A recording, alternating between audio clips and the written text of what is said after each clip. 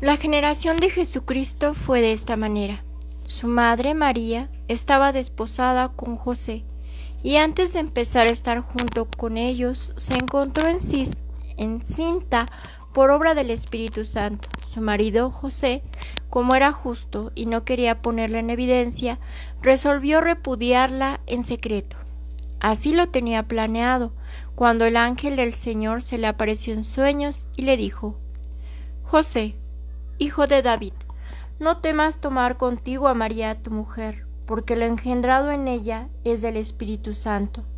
Dará a luz un hijo, y tú le pondrás por nombre Jesús, porque él salvará a su pueblo de sus pecados.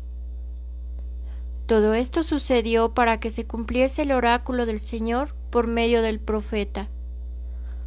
Ved que la Virgen concebirá y dará a luz a un hijo, y le pondrán por nombre Emmanuel, que traducido significa Dios con nosotros. Despertado José del sueño, hizo como el ángel del Señor le había mandado y tomó consigo a su mujer. Y no la conocía hasta que ella dio a luz a un hijo y le puso por nombre Jesús. Del Evangelio según San Mateo. Bienvenidos a esta forocápsula que, como ya hemos visto en el principio de este fragmento del Evangelio, pues se trata de este santo del silencio, de San José, de ese gran hombre puro y casto que estuvo a cargo de los dos más grandes tesoros, de la Virgen María y de nuestro Señor Jesucristo. Bienvenidos a esta cápsula como cada miércoles a las 8:30.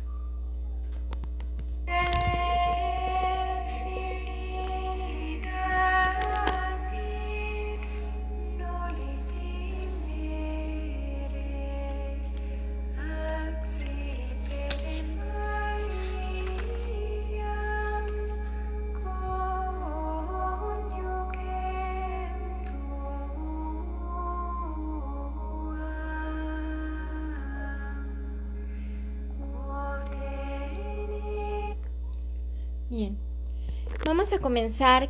¿Qué nos habla de San José en la Biblia? Recordemos que es muy poco lo que conocemos de él a través de estos pasajes que se manejan en el Evangelio. Por ejemplo, hay una parte del Evangelio según San Lucas que dice: sucedió que por aquellos días salió un edicto de César Augusto ordenando que se empadronase todo el mundo.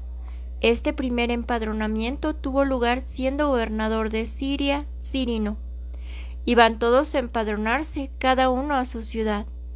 Subió también José desde Galilea, de la ciudad de Nazaret, a Judea, a la ciudad de David, que se llama Belén, por ser él de la casa y familia de David, para empadronarse con María su esposa, que estaba encinta. Y sucedió que mientras ellos estaban allí, se le cumplieron los días del alumbramiento, y dio a luz a su hijo primogénito, lo envolvió en pañales y le acostó en un pesebre, porque no tenían sitio en el alojamiento. Esta parte del Evangelio pues nos habla de ese momento en donde se da el nacimiento de Jesús, ese momento en donde San José pues ya había adquirido ese compromiso, asumido esa pues gran prueba que le había mandado Dios a él, de encargarse de la Madre de Dios y del Hijo de Dios, ¿no? Entonces, eso es en cuanto a la parte de la Biblia. Recordemos ese momento del nacimiento en donde él al principio pues tuvo dudas, ¿no? Tuvo dudas de que pues él nunca la había tocado y que cómo era posible que ella estuviera embarazada. Y finalmente el ángel de Dios pues le dice, o sea, no temas tomar contigo a María tu esposa, ¿no? Ella, lo que está dentro de ella es obra del Espíritu Santo. Entonces él en ese momento entiende que él es parte de este de este deseo de Dios y por esa razón adquiere ese gran compromiso. Cuando él trata de ser también, pues, seguir las leyes de Dios y las leyes humanas, recurre a este llamado del emperador para que fueran empadronados y se va hacia este lugar a levantar el censo. Sin embargo, pues se dan los días del alumbramiento y en ese momento pues él tiene que buscar un espacio para que nazca el Hijo de Dios. Entonces, hablando de esto, en la comunidad josefina tenemos una parte que se llama los dolores y gozos de San José, que nos hablan precisamente de todos estos momentos en que San José pues tuvo dudas, tuvo dolor en su corazón, pero a la vez le generó gozo. Entre ellos pues están las dudas de San José, de las cuales hablábamos, de ese momento en el que él pues no sabía qué hacer al tener a María y saber que pues él nunca lo había tocado y que cómo era posible que estuviera ella esperando un bebé. El nacimiento del Hijo de Dios, que fue un momento también muy complicado para él, el conseguir un lugar para que ella pudiera dar a luz, pero fue acompañado con la felicidad que le generó el ver al niño. La circuncisión del niño, ese momento en que ellos también tienen que cumplir con esas leyes. Entonces pues sabe que el niño va a sufrir, va a llorar cuando se haga esta circuncisión, pero sin embargo él en su corazón sabe que pues tiene que cumplir también con ello. Él siempre fue muy pues seguidor y muy comprometido con las leyes humanas y con las leyes de Dios. El momento de la presentación del niño en el templo, recordemos este momento en donde él estaba vuelto loco junto con María porque no encontraban al niño. Entonces, ese fue un momento bastante complicado y no solo eso, sino que cuando lo encuentran, pues él le dice al niño, oye, pues, ¿dónde estabas, no? O sea, y también María, ¿qué estabas haciendo si nosotros te estábamos buscando? Y la respuesta de Jesús, ¿cuál fue? Pues sí, pero yo estaba en casa de mi padre. Entonces, ese momento también fue bastante doloroso para José, el darse cuenta que pues sí, él lo amaba como un hijo, pero pues realmente era hijo de Dios. Por otro lado, la vuelta a Nazaret, ese momento en donde el ángel le dice, no, pues regrésate, ya pasó el momento en que pues Herodes estaba buscando al niño para matarlo, regrésate, ¿no? Entonces todos estos momentos fueron para San José momentos de dicha, pero a la vez generaban un dolor, ¿no? El amor de padre, recordemos que él pues se hizo cargo de Jesús. ¿Cuál padre no procura a su hijo, no trata de enseñarle todo lo que sabe, lo que conoce, para que el niño aprenda, para que el niño pueda desarrollarse muy bien? Y pues estas imágenes pues nos muestran eso, esa etapa que no conocemos, que en el Evangelio pues no viene, porque, bueno, San José quiso pasar desapercibido. Él sabía que Jesús era el importante. Entonces él quiso pasar diluido en la historia, ser el más pequeño de todos. Entonces no conocemos esa parte, pero me imagino que estas escenas se repitieron en muchas ocasiones en su taller, en donde San José le mostraba a Jesús cómo elaborar los muebles, cómo jugar, le enseñaba sus primeras letras y él lo educaba. Finalmente, San José y la Virgen tenían que haber sido personas con unas virtudes increíbles para que pues Dios hubiera entregado a su hijo. Y además Jesús tomó parte de ese lado humano de José y de María. Ahora nos vamos a una parte pues que es muy importante. No estamos obligados a creer, ya lo sabemos, porque bueno, la revelación pública pues ya la hizo Jesús en el momento de que él empieza su ministerio y en el momento de su resurrección. Pero ha habido revelaciones privadas, esos momentos en que Dios ha permitido a algunas personas, principalmente revelaciones en donde ellos han visto momentos que no están plasmados en las Sagradas Escrituras.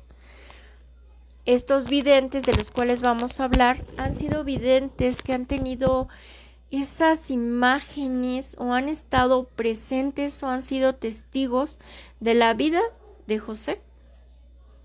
Entre ellos pues nos encontramos a la beata Ana Catalina Emmerich, que como ya sabemos, ella la hemos tocado ya en otras ocasiones, en cápsulas pasadas. Es una de las personas más amadas por Dios. ¿Esto por qué lo digo? Ella misma lo dijo, porque Dios le dio tantas visiones que nadie de ningún santo ha tenido tantas revelaciones como se le dieron a ella. Ella es una de las pocas que nos habla de San José. Ella comenta que se veía que estaba adentro de una casa donde había muchos instrumentos, muchos adornos, una casa pues muy bonita, en donde habitaba San José al lado de sus 5 hermanos. Estaban su papá y su mamá. Su papá se llamaba Joseph, también José, igual que él. Y también da otro nombre, Jacob. Ella da el nombre de Jacob, diciendo que ella veía que Jacob era el papá de San José. Ella veía también que José desde pequeño era pues muy encerrado en la oración. Él siempre le gustaba hacer oración solo, no le gustaba que lo molestaran. Él quería estar íntimamente con Dios. Sin embargo, sus hermanos pues como que les molestaba o lo veían como extraño de que no se fuera a jugar con ellos. Y entonces lo comenzaban a apedrear, le empezaban a aventar piedritas, a hacer que él se sacara de ese estado de contemplación con Dios. Y un día pues lograron su cometido, ¿no? Empiezan a pegarle y una de esas piedras pues lo tira. Él cae de frente. Los hermanos salen corriendo porque piensan que él se va a levantar enojado y que en ese momento pues le va a reclamar a los hermanos el que lo hayan golpeado. Pero ¿cuál va siendo su sorpresa de sus hermanos? Que no sucede así. José se incorpora y continúa orando, o sea, no les hace mucho caso. Bueno, ella también nos dice que lo ve, que es un niño muy inteligente, sencillo, apacible, piadoso, sin ambiciones. Por eso sus hermanos lo maltrataban y le hacían muchas travesuras. También habla de sus papás. Ella dice, no eran malos, sin embargo, esperaban más de José. Ellos veían que sus otros hijos tenían otros intereses, como casarse, como ser personas reconocidas, y pues a San José lo veían como el negrito dentro del arroz. Lo veían como que no tenía las expectativas que ellos pensaban. Lo veían como muy simple, como que no tenía aspiraciones grandes. Entonces, como que no había ese apoyo tampoco de parte de sus papás. Por esa razón, San José un día se disfraza y huye de su casa, desaparece de su casa y se va a trabajar a un pueblo cercano con un carpintero que se dedicaba a hacer muebles rústicos, muebles muy económicos, en donde él servía como ayudante a cargar la madera, a recoger las virutas de la madera, a apoyarlo con labores sencillas. Sin embargo, sus hermanos se enteran de dónde se encuentra y van y le cuentan a sus papás, oye, ¿sabes qué? José está ahí en casa del carpintero tal, pero pues nada más está como un vil sirviente. Entonces los papás van buscándolo, a lo que José sale huyendo y se va hacia otro lugar.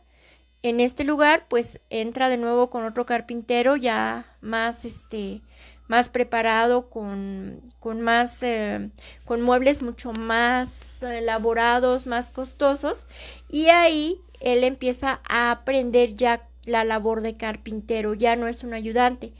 Esta labor de carpintero, según Ana Catalina, él lo aprende fácilmente, ya que él estudió geometría y dibujo. Pero pues él trató de ganarse su vida, empezó a hacerse de fama también como carpintero. Cuando sus padres mueren, él tenía aproximadamente 30 años. Él hacía mucha oración porque sabía que algún día iba a llegar el Mesías, entonces oraba porque ese momento llegara. Cierto día un ángel se le aparece y le dice que es momento que él vaya a tomar como esposa a una virgen. Él, pues, muy obediente de lo que Dios le dice a través del ángel, pues acepta ello. Él no quería casarse, él quería pues dedicarse a ser un hombre casto y a trabajar y pues a honrar a Dios a través de la oración, pero sabía que también tenía que cumplir con lo que le estaba pidiendo Dios de que él se desposara. Ana Catalina de Emmerich también nos habla del momento en que José muere. José muere aproximadamente cuando Jesús tiene 30 años. Estamos hablando al momento casi de empezar su ministerio de Jesús. Ana Catalina nos cuenta que ella vio que Dios no quiso que José sufriera el ver a su hijo. Por esa razón él muere. Pero fue una muerte muy dichosa, porque ella ve que la Virgen María está en la cabecera de su cama, sosteniendo la cabeza de José, y Jesús se encuentra arrodillado cerca de su pecho cuando él muere. Entonces, en ese momento, él no sufre, al contrario, tiene una gran muerte. Por eso le llaman el patrono de la buena muerte, de la bien entendida Santa Muerte. Ese momento, porque pues estaba al lado del Santo de Santos de Jesús y de la mayor santa, que es la Virgen María, ¿no? Entonces esa fue una de las mejores muertes.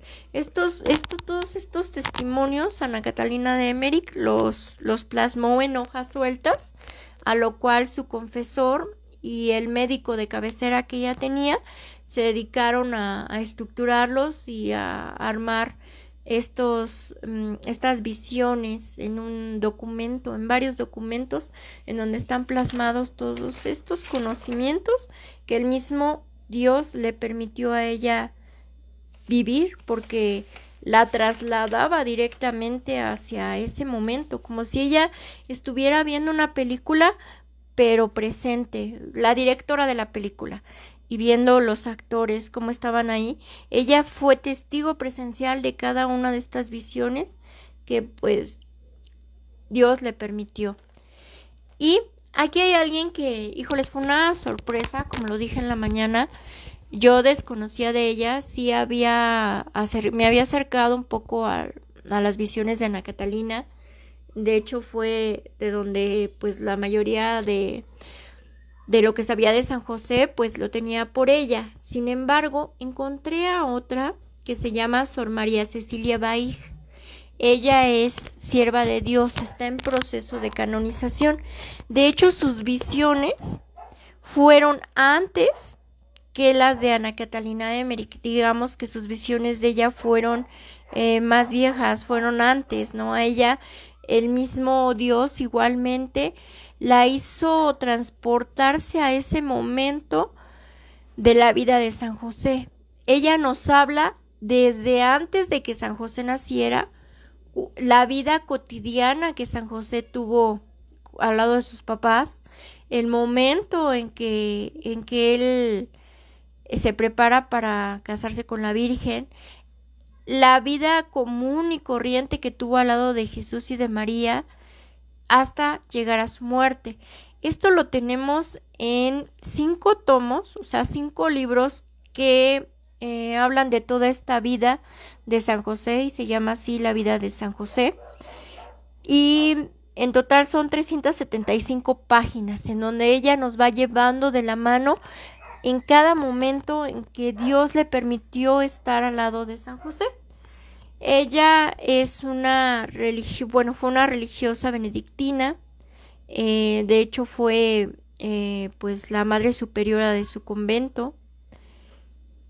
Cuando ella tiene estas visiones, las va escribiendo, pero el mismo Dios le dice que no debe de sacar nada a la luz, que en ese momento no, que llegará el tiempo en que Él le diga que ya puede darse a conocer todos estos testimonios. Entonces permanecen todos sus documentos encerrados en el convento hasta que en el año de 1900 un monje también benedictino los encuentra en el convento de San Pedro en Montefiascone, en Italia. Los encuentra y se los lleva. Él los pasa en limpio, tratando de ser lo más exacto, transcribir exactamente con punto y coma, con puntos, señales, todo, los documentos que ella escribe.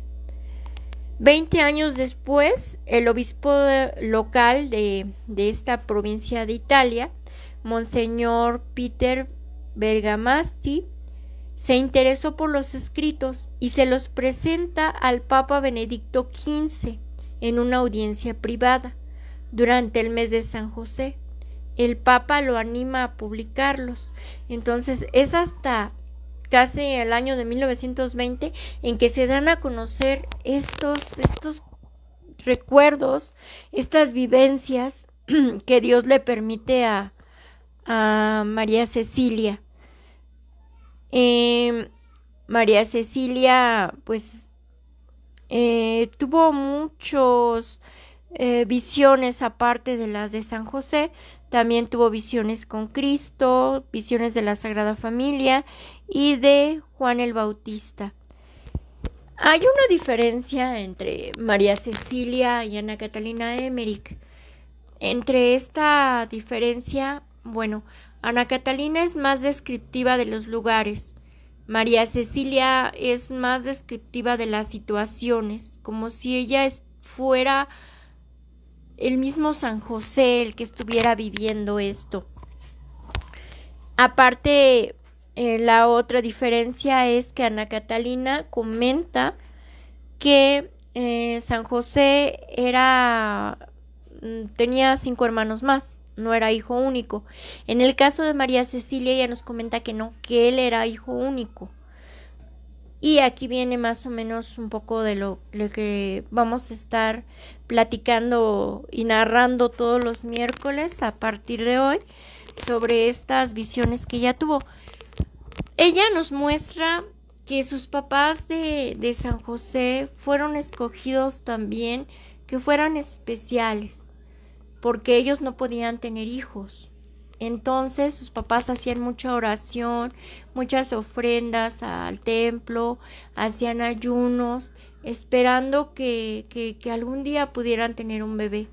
Cuando esto ocurre, se da un fenómeno que también María Cecilia nos va a seguir comentando, que el ángel de Dios se le apareció a sus papás por separado. A la mamá le dijo: tus súplicas han sido escuchadas y pronto nacerá un hijo y le pondrás por nombre José.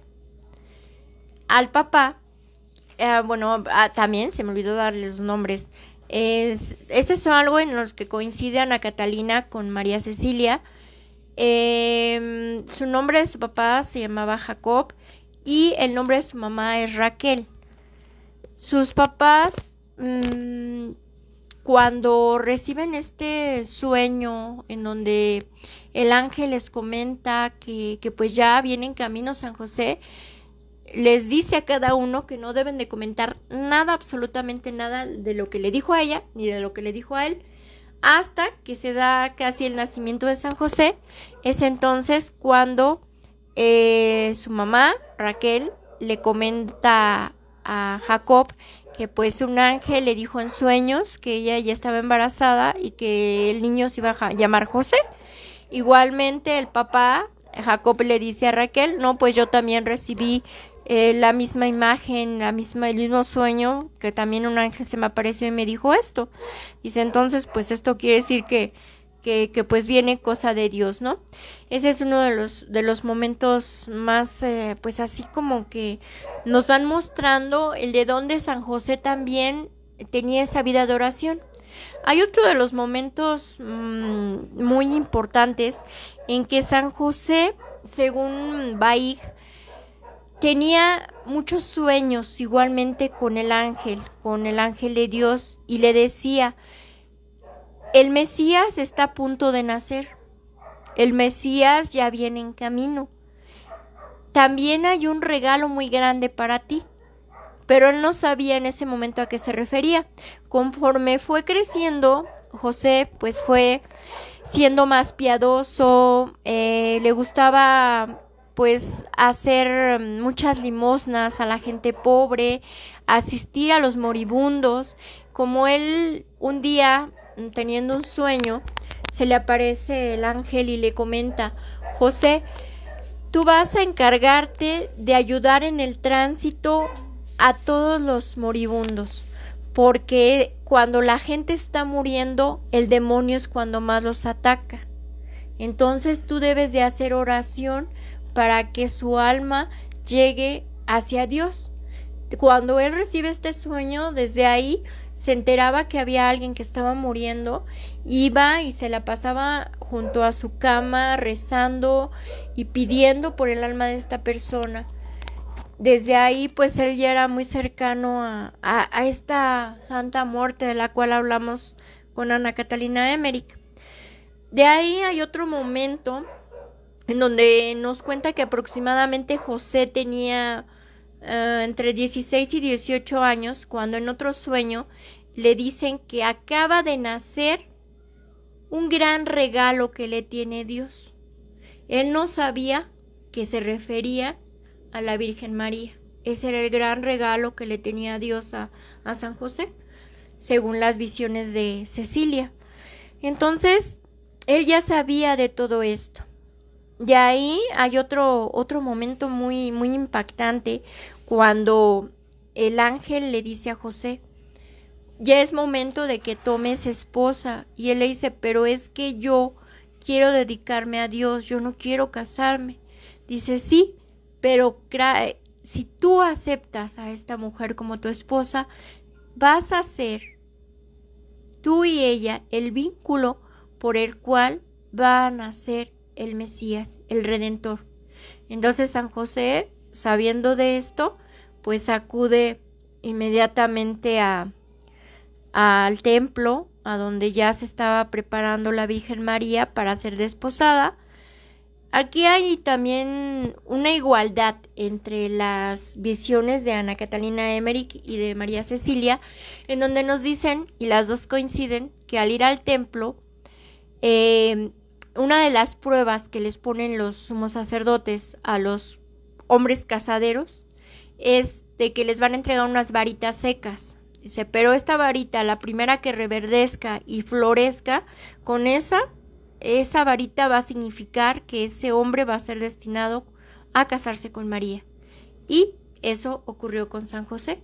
San José, al momento de que le da la varita y la coloca arriba del altar, inmediatamente la varita empieza a reverdecer y a salir flores. Entonces él entiende que esa es la voluntad de Dios. Ahí él asume ese momento. Otro de los momentos importantes que esta vidente nos habla de San José es cuando ya nace Jesús. Jesús, cuenta ella, tiene aproximadamente 7 años está San José en el taller elaborando sus muebles, cuando ve que el niño empieza a hacer una pequeña cruz y se acerca a José y le dice: ¿qué es lo que estás haciendo, Jesús? Dice: el instrumento por el cual se va a redimir al mundo. San José empieza a llorar. María Cecilia nos comenta que el ángel de Dios que le manifiesta en sueños, también visiones a San José, le muestra el momento en que Jesús va a morir en la cruz. Entonces él, cuando ve que el niño empieza a hacer esta cruz pequeña, pues recuerda esa visión, ese sueño, y empieza a sufrir. Por esa razón llora. Y a lo que le contesta Jesús: no llores, porque esto es voluntad de mi Padre del cielo. Entonces, pues José siente ese impacto, pero sabe que todo esto es por obra divina. La Virgen María, ese también es una parte muy bonita de esta visión. La Virgen María voltea y le dice a José: no te preocupes, porque Dios no va a permitir que tú sufras viendo que se cumpla la voluntad de Él. Y hecho que sucede, cuando ella también coincide con Ana Catalina, que José muere cuando Jesús tiene 30 años. Esto sucedió para que él no sufriera. O sea, Jesús mismo no permitió que su padre sufriera el verlo morir. Y tal vez ni siquiera hubiese muerto, porque si José lo había salvado en tantas ocasiones, yo creo, ese es a punto de vista, que el día en que lo estuvieran condenando a Jesús, inmediatamente San José se hubiese puesto y recibido los latigazos y cargado con la cruz y que lo crucificaran él antes que su hijo. Entonces, pues Dios permitió que esto no sucediera para que él no siguiera sufriendo. Entonces, esta es una de las visiones que la verdad yo desconocía, pero me parece muy muy bonita. Por eso todos los miércoles voy a estarles narrando fragmentos de las visiones que tuvo esta religiosa, que ahorita es sierva de Dios, como les comentaba, ya está en proceso de beatificación. Y pues lleguemos a algo. Ok, las visiones, los videntes, no estamos obligados a creer. Sin embargo, tanto Ana Catalina como María Cecilia coinciden en muchas cosas sobre la vida de San José. Pero aquí viene algo más. Recordemos, María Cecilia tuvo las visiones antes que Ana Catalina. Y muchos dirán: pues a lo mejor Ana Catalina leyó los libros de María Cecilia y lo copió. Pues no, porque como ya vimos y les expliqué al principio, María Cecilia mantuvo ocultos sus escritos. Hasta el año de 1920 fue cuando descubrieron esos escritos. Y Ana Catalina Emmerich, digamos que fue como en 1800 y algo, 1700. Entonces, no se conocieron, no se leyeron. Entonces, todo esto, pues todo nos parece indicar que viene de Dios. Entonces, para que conozcamos un poquito más de la vida de San José a través de estas dos videntes, y pues ya nos estaremos viendo los miércoles para a las 9 de la mañana leerles un fragmento de este bello libro. Ahora nos vamos hacia las apariciones. Voy a platicar de mi testimonio, porque, bueno, yo sí sabía que se había aparecido la Virgen en diferentes ocasiones, pero desconocía que también San José se había aparecido en varios lugares. Voy a hablar un poco de los que están reconocidos por la Iglesia, no autentificados. Hay uno solo que sí tiene una autentificación, o sea, totalmente avalado por la Iglesia, y los otros dos, pues, solo lo han avalado por los testimonios que hubo. Entre ellos está esta aparición, la aparición en el Monte Vesillon en Francia. Esta es la aparición que está avalada por la Iglesia. Esto se da en una provincia francesa que se llama Cotignac. En el año de 1660, a un pastor llamado Gaspar se le aparece San José. Este pastor pues obviamente llevaba sus ovejas, andaba ahí en el campo, en este monte, llevando a comer a los animalitos, cuando de repente empieza a sentir mucho calor, se sofoca y se sienta ahí cerca de una piedra muy grande. En ese momento ve un hombre que se le aparece y se le planta delante de él y le dice: yo soy José, levanta esa roca y beberás. Gaspar pues ve una roca inmensa y dice: no, pues a qué hora la voy a levantar, ¿no? Oye, no podré, es demasiado pesada. Y San José le dice: sí podrás. El pastor en ese momento empuja la piedra gigante y ¿cuál va siendo su sorpresa? Que la logra mover. Y de ese lugar, de la piedra que fue desplazada, empieza a brotar agua. Entonces él empieza a beber. Al momento que se voltea para agradecerle al hombre que le había indicado dónde podía encontrar agua, pues ya no estaba. Entonces él sale corriendo hacia el pueblo y les comenta lo que ocurrió y todos le empiezan a decir: ay, sí, cómo no, estás loco, o sea, lo que pasa es que el sol te pegó la insolación y viste cosas. Entonces ahí va toda la gente incrédula a ver qué había acontecido y pues encuentran efectivamente una piedra inmensa y se ve cómo fue arrastrada y dicen todos: ay, ahorita vamos a creer que tú solito arrastraste la piedra. Entonces entre 8 tratan de mover la piedra y no se puede. Entonces en ese momento todos se sorprenden y ven que el hoyo del cual emanaba agua seguía brotando como si fuera una llave y no se explicaban qué estaba sucediendo. A raíz de ese momento pues la gente empezó a acudir al lugar y a tomar de esa agua y se empezaron a obrar milagros por intercesión de San José, que fue el que indicó esa fuente, en donde hubo curaciones milagrosas. Ante esto se entera el obispo del lugar y pues se empieza a decir: no, pues esto sí es algo milagroso, hay que mandar a construir una pequeña capilla, que es la que vemos en las imágenes, donde está San José en esa pequeña gruta. Se supone que es ahí donde Gaspar, el pastor, vio a San José. Él también, el obispo, indica que pues necesita darse a conocer toda esta situación y va y le comenta al rey Luis XIV de Francia. Le dice: oye, pues fíjate que ocurrió esto. El rey empieza a conocer de todos esos milagros de curación que se han dado y en ese momento dice: no, vamos a nombrar un día festivo para toda Francia, el día en que se le conmemora a San José, el 19 de marzo. Y no solo eso, voy a consagrar a Francia a San José. Entonces esto es una de las primeras apariciones que tenemos sobre San José. Estamos hablando del año de 1660. Y ahora nos vamos a otra aparición que, híjoles, aquí no dice nada, o sea, nada más se aparece, y no solo aparece él, sino también aparece la Virgen y aparece Juan el Evangelista. Esto ocurre en un poblado llamado Knock, en Irlanda. Esto ocurre el 21 de agosto de 1879. Vamos hacia el momento de la aparición. Hay una mujer que se llama Marie Login, que era la encargada de hacer la limpieza de la parroquia. Estaba haciendo la limpieza cuando de repente ve que del lado izquierdo de la parroquia sale de la pared una luz impresionante. Lo primero que cree ella: no, pues a lo mejor el sacerdote dejó prendida la luz.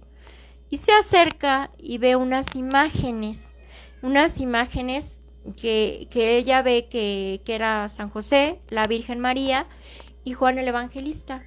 Entonces dice: bueno, han de ser las nuevas imágenes que dijo el padre que iban a llegar. Entonces se va de la parroquia, pero va a casa de una amiga y le dice a su amiga: oye, ¿me acompañas a mi casa? Porque ya es muy noche y me da miedo ir sola. Entonces la otra chica la acompaña y en el camino a su casa pues tienen que volver a pasar por la parroquia. En ese momento, Mari se da cuenta que vuelve a salir esta gran luz y que están las imágenes ahí. Entonces su amiga le dice, oye, pero ¿ya te diste cuenta que están flotando? En ese momento ven que efectivamente las 3 imágenes estaban flotando aproximadamente unos entre 10 y 20 centímetros fuera del piso. Entonces ellas creen que esto es algo divino, que no es algo normal. Van corriendo al pueblo y le comentan a todas las personas, y va un grupo de 4 o 5 personas y las acompañan, y efectivamente las imágenes se encuentran ahí. Duran un rato durante esta visión y desaparecen. Entonces esa es la segunda aparición de nuestro Señor San José. En esta, a diferencia de la que vimos en Francia, no habla, solamente pues aparecen las imágenes. Y hay otra más, digamos que son de las aprobadas, porque encontré unas que no han sido pues aprobadas, pero sí se dieron. En este caso, en Fátima, Portugal, a los pastorcitos, a Jacinta, a Francisco y a Lucía, pues recordemos que la Virgen se les apareció en varias ocasiones. El día 13 de octubre, cuando se da el milagro del sol, en donde ante una gran población se empieza a dar este fenómeno en que el sol se empieza a mover, ellos ven a San José con el niño Jesús, y que empiezan a hacer signos de bendición hacia todo el mundo. Para esto, Lucía, cuando empieza a plasmar todo lo que ellos vieron en esta aparición, encuentran que la Virgen les había comentado el 13 de septiembre de 1917, les dijo, continúen rezando el rosario para alcanzar el fin de la guerra. En el mes de octubre vendré también acompañada de nuestro Señor. Aparecerá Nuestra Señora de los Dolores y la Señora del Carmen. Y San José vendrá con el niño Dios para bendecir al mundo. Y esto ocurrió el 13 de octubre, el día del milagro del sol. En ese momento, pues solo los videntes pudieron observar las imágenes de José y del niño Dios. Aquí les voy a platicar una historia que va ligada precisamente con el tema que sigue. Santa Teresa de Ávila, una gran devota de nuestro Señor San José, comenta que un día iba para fundar más conventos, y la carreta en la cual viajaban se queda atascada en el lodo. Entonces le dice a sus hermanas, a las demás religiosas, oigan, pues tienen que ayudar para sacar la carreta. Entonces ahí van todas corriendo, pero no pueden, ¿no? Porque es una carreta bastante grande y un poco pesada, porque llevaban varios materiales para fundar los demás conventos. En ese momento Santa Teresa empieza a pedirle a San José, ay, San José, por favor ayúdanos a salir de esta pena de que no se puede mover nuestra carreta. En ese momento cuenta ella y cuentan las religiosas que aparece un hombre de la nada, y les dice a las religiosas, ¿a dónde van? No, pues andamos buscando a alguien que nos ayude a sacar nuestra carreta porque se cayó y está atascada. En ese momento él les dice, no se preocupen, ahorita que regresen a donde está su madre, o sea, Santa Teresa de Ávila, dice, pues ya no va a estar atascada. Y ellas pues dijeron, bueno, este hombre yo creo que es algún enviado de Dios. En ese momento ellas van de nuevo hacia donde está la carreta y resulta que ya estaba fuera la carreta del lodo. Pero antes de que ellas se retiraran, San José les dice, también les quiero decir que ese camino por el que van no es el correcto, cambien de ruta.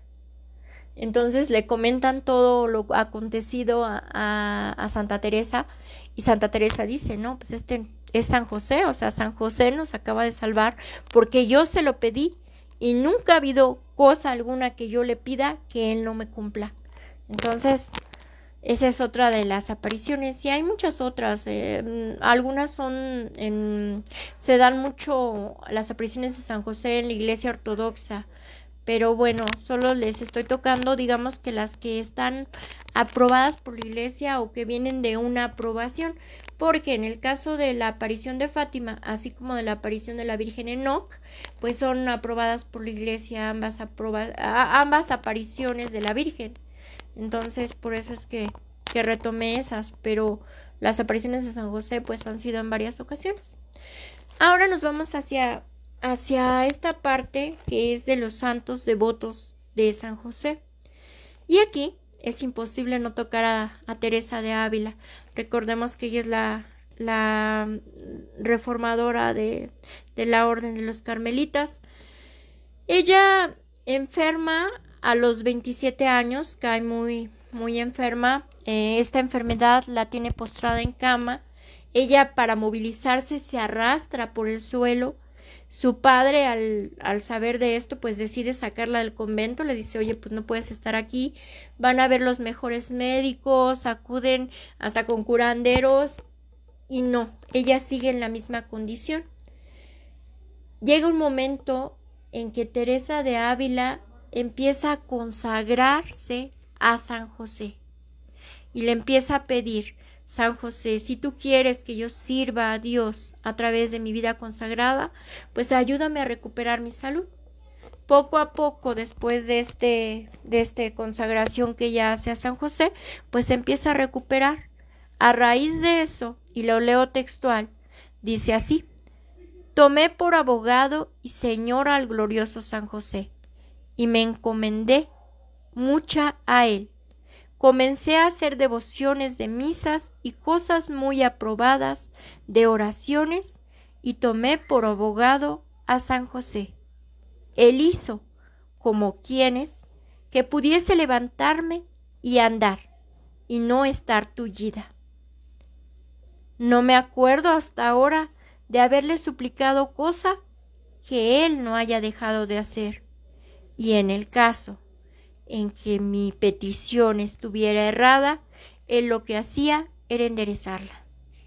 Entonces, de ahí viene el que no hay convento de los carmelitas descalzos en donde no esté una imagen de San José.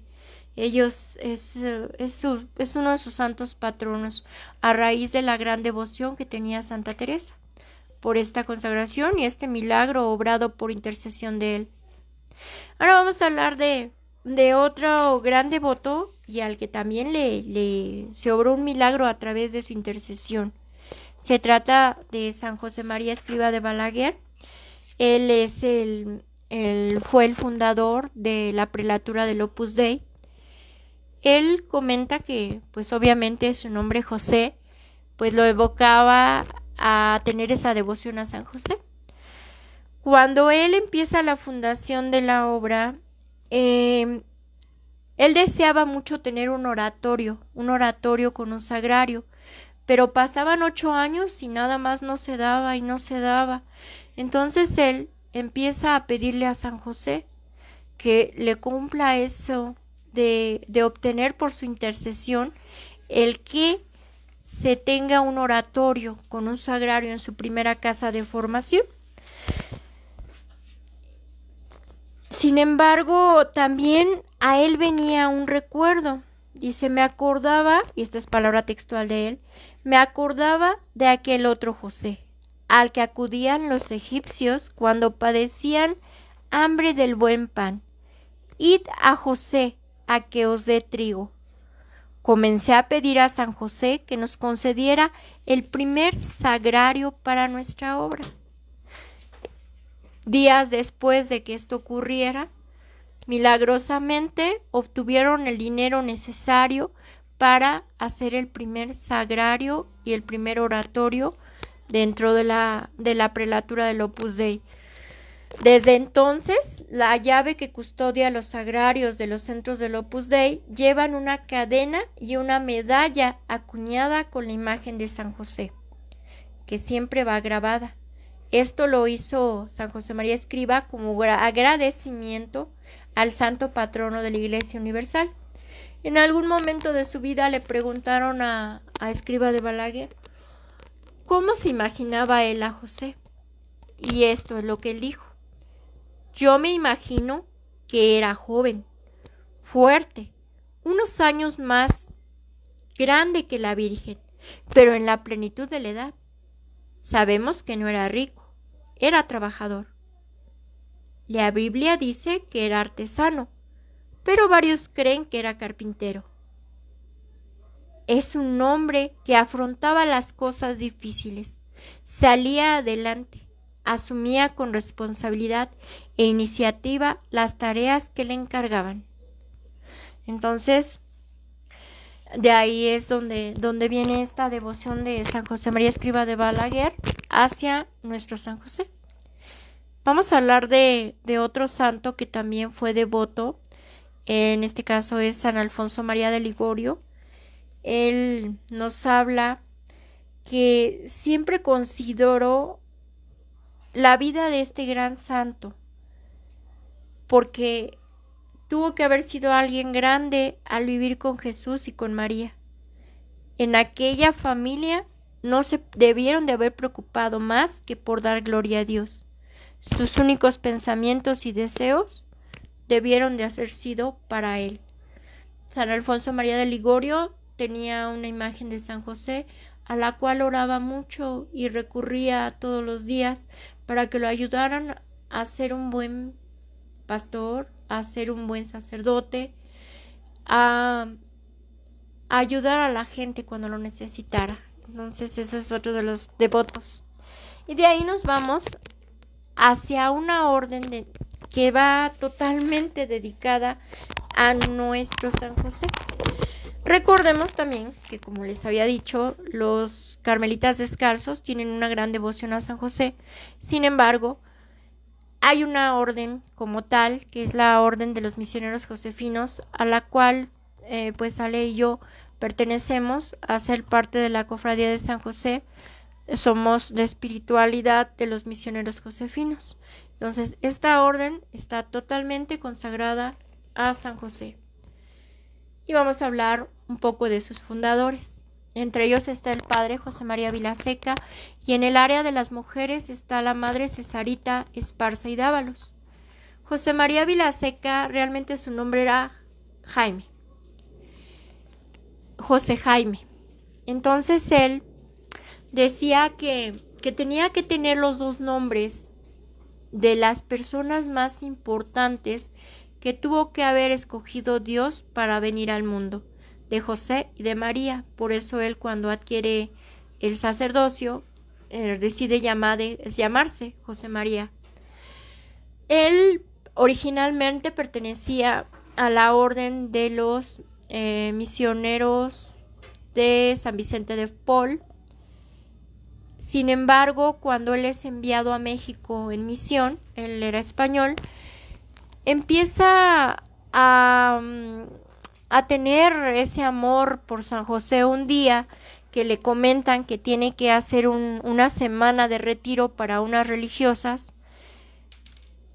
en donde les debe de platicar sobre San José. Entonces él empieza a investigar, empieza a averiguar un poquito más de él, y empiezan a hacer un gran amor que dice: tengo que hacer que esta devoción se propague.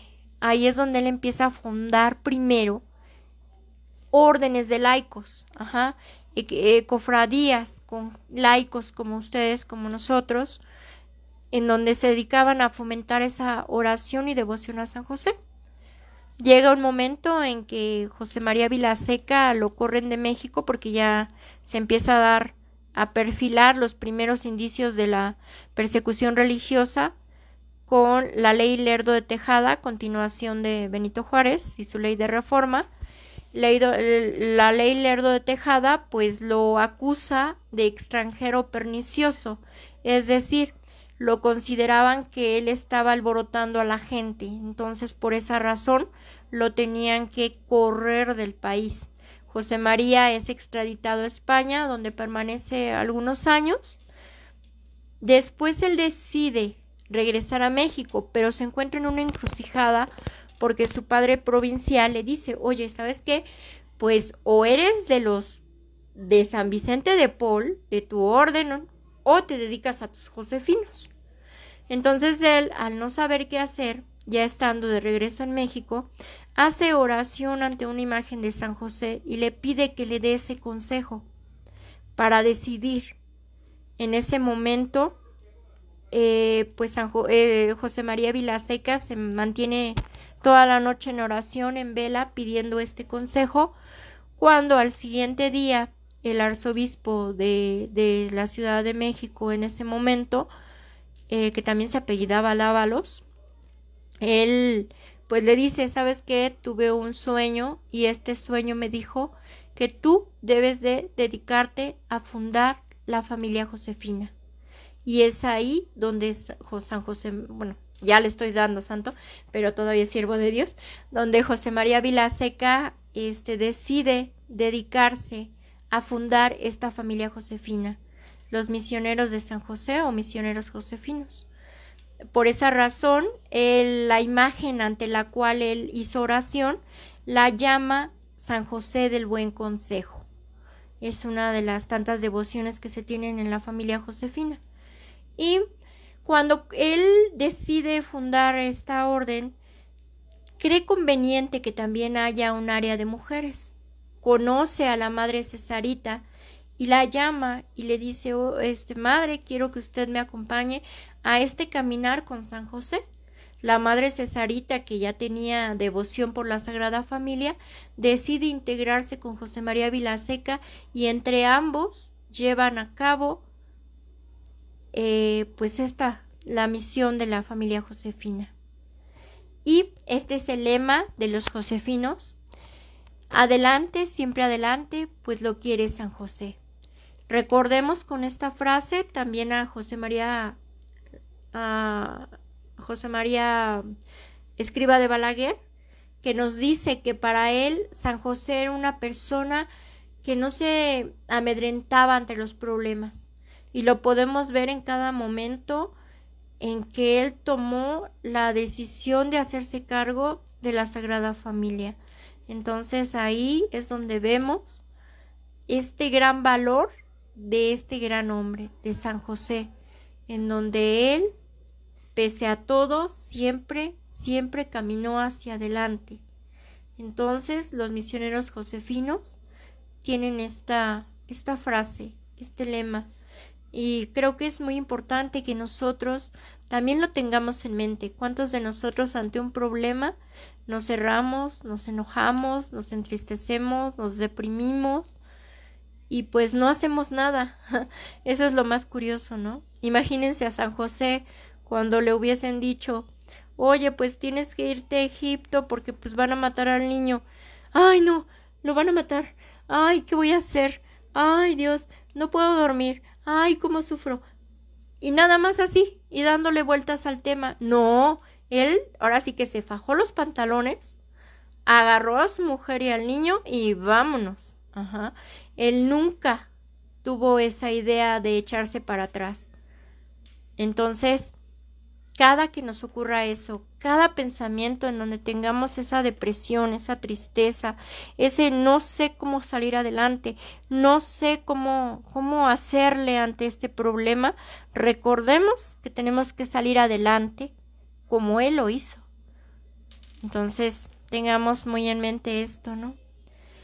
Y vamos a hacer esta oración que fue escrita por el Papa León XIII, precisamente en honor a San José, y dice así: a ti, bienaventurado San José, acudimos en nuestra tribulación y después de invocar el auxilio de tu Santísima Esposa, solicitamos también confiados tu patrocinio. Por aquella caridad que con la Inmaculada Virgen María, Madre de Dios, te tuvo unido, y por el paterno amor con que abrazaste al niño Jesús, humildemente te suplicamos, vuelvas benigno los ojos a la herencia que con su sangre adquirió Jesucristo, y con tu poder y tu auxilio socorras nuestras necesidades. Protege, providentísimo custodio de la Sagrada Familia, la escogida descendencia de Jesucristo. Aparta de nosotros toda mancha de error y corrupción. Asístenos propicio desde el cielo, fortísimo liberador nuestro. En esta lucha con el poder de las tinieblas, y como en otro tiempo librasteis al niño Jesús del inminente peligro de la vida, así ahora defiende a la Iglesia Santa de Dios de las acechanzas de sus enemigos y de toda adversidad. Ya cada uno de nosotros, protégenos con el perpetuo patrocinio, para que a tu ejemplo y sostenidos por tu auxilio podamos santamente vivir y piadosamente morir, y alcanzar en el cielo la eterna felicidad. Amén. Y bueno, ya nada más vamos a hacer las invitaciones. Los invitamos para que este próximo martes Santo, pues se enlacen con nosotros en vivo a las 8 de la noche. También este evento es presencial para la gente que vive en la Ciudad de México, principalmente en el centro de la ciudad, en el área de la colonia Clavería. Se va a presentar este martes santo el romancero de la Vía Dolorosa. El romancero de la Vía Dolorosa es una obra escrita por el sacerdote Benjamín Sánchez Espinosa. Él siempre utilizó el seudónimo de Fray Asinelo, que significa el hermano burro o el hermano burrito, porque él siempre decía que él le hubiese gustado ser el burro que cargó a la Sagrada Familia y que cargó sobre todo a la Virgen María, que llevaba en su seno, en su vientre a Jesús. Entonces por eso él se hace llamar así. Él fue un sacerdote que vivió en los años 60 en Guadalajara. De hecho, esta obra del romancero de la Vía Dolorosa ganó un premio a la mejor literatura de su época. Es muy hermoso, es una forma poética de acercarnos a la pasión y muerte de Jesús. Nos lleva de la mano por las 14 estaciones, en donde el padre Benjamín se asume como si fuera testigo presencial de estos momentos y manifiesta en este poema todo el amor, todo el sentimiento que él hubiese tenido en cada escena, en cada momento de este Vía Crucis. Entonces no se lo pueden perder. El 30 de marzo, 8 de la noche, lo estaremos transmitiendo por Facebook. Igualmente, quien guste asistir a la parroquia, pues bienvenido, pero si no, pues nos pueden sintonizar a esa hora. Y pues si por alguna razón no lo pueden ver ese día, pues ya ven que queda grabado. Y también lo estaremos subiendo al siguiente día en YouTube, que es en donde tenemos ya algunos programas grabados. Todavía no podemos hacer programas en vivo hasta que tengamos 1000 suscriptores. Entonces, si por ahí ustedes todavía no se suscriben a nuestro canal, pues háganlo, búsquenos como Cineforo Católico, activen la campanita de suscripción y ayúdenos a también transmitir por ese medio. Pero mientras, de verdad no se pueden perder esta gran oportunidad de acercarnos a la Virgen, de acercarnos a Jesús en esos momentos de esa pasión, de esa entrega de amor. Y pues gracias a todos. Esto pues es todo para Dios y pues esperemos que pues de más gente conozca sobre este gran hombre, sobre San José. Es el santo patrono de los migrantes, de las madres solteras, de los bebés que están a punto de nacer, de las viudas, de los niños huérfanos, de la buena muerte, del trabajo, de la Iglesia Universal. O sea, nunca había conocido yo, no sé si alguien más hable de ello, pero yo por lo menos nunca había conocido un santo que tuviera tantos y tantos patronazgos. Entonces, pues acudamos a él como buen padre, porque recordemos que Jesús lo vio como un padre, y por esa razón, tal vez, como nos dicen las videntes, por esa razón no permitió que él sufriera viéndolo pues padecer todo este Vía Crucis, ni tampoco ver sufrir a la Virgen, ¿no? Entonces imagínense el grado de amor que San José le pudo haber tenido a Jesús. Entonces ya nada más por último, pues vamos a hacer nuestra oración a la Virgen. Contigo voy, Virgen pura, y en tu poder voy confiado, pues yendo de ti amparado, mi alma volverá segura. Dulce Madre, no te alejes, tu vista de mí no apartes, ven conmigo a todas partes y nunca solo me dejes. Y ya que me proteges tanto como verdadera Madre, haz que me bendiga el Padre, el Hijo, el Espíritu Santo. Amén. Y bueno, los esperamos el viernes para el rezo del Santo Vía Crucis. Minutos antes estaremos pues rezando los 7 dolores a la Virgen. Recordemos que este viernes es Viernes de Dolores y también es importante que estemos acompañándola a ella en todo este momento, en todo este pesar, en donde ella nos entrega a su Hijo con un gran amor y un gran sufrimiento.